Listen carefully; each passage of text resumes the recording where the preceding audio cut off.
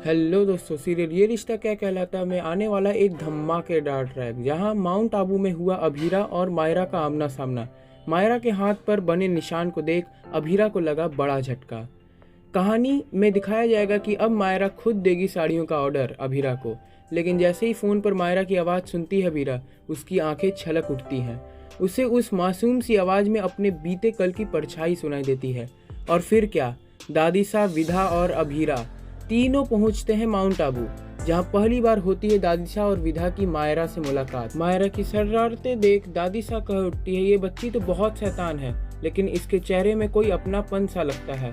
अब कहानी में आता है असली तूफान। अभीरा जब साड़ी डिलीवरी करने जाती है तो अरमान से तो नहीं मिल पाती, लेकिन उसकी और मायरा की बन जाती है जबरदस्त बॉन्डिंग। मायरा की बातें, उसकी मुस्कान, उसका बर्ताव, हर चीज जैसे खींच रही हो अभीरा को उसके अपने बीते अतीत की ओर। और तभी होता है एक सबसे बड़ा खुलासा। जब अभीरा की नज़र पड़ती है मायरा के हाथ पर बने बर्थ मार्क पर, ठीक वैसा ही निशान जैसे उसकी खोई हुई बेटी पुकी के हाथ पर था। अभीरा को यकीन हो जाता है कि मायरा ही उसकी पुकी है। उसे लगने लगता है कि सालों पहले जब वो उदयपुर घूमने आई थी तभी उसकी बच्ची कहीं खो गई थी और शायद इस परिवार को मिल गई हो। अब तो जैसे अभीरा की रूह कांप जाती है। वो दौड़ते ही मायरा के पिता से बात करने, और जब दरवाजा खुलता है सामने होता है अरमान। उसका दिल थम जाता है। अब तो राज पर्दे में था, वो सामने आ चुका है। अरमान ही मायरा का पिता है और मायरा ही अभीरा की खोई हुई बेटी पुकी है। और अब दोस्तों कहानी लेगी एक बहुत बड़ा मोड़, क्योंकि इस सच्चाई को छुपाने के लिए अरमान ने की थी गीतांजलि से सगाई, ताकि मायरा को कभी ये पता न चले कि उसकी माँ और पिता के बीच अब भी रिश्ता है।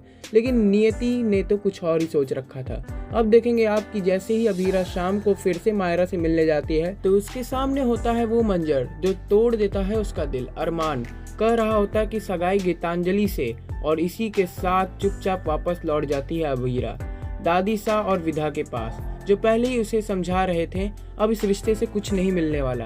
पर ये कहानी इतनी जल्दी खत्म नहीं होने वाली दोस्तों, क्योंकि अभी भी अरमान और भीरा का डाइवोर्स नहीं हुआ है।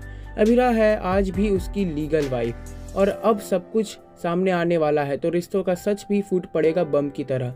अब देखना यह है कि क्या अरमान मान पाएगा अपने सच को, क्या गीतांजलि करेगी खुद की सगाई तोड़ने का फैसला, क्या मायरा यानी पुकी लौटेगी अपनी माँ अभीरा की गोद में।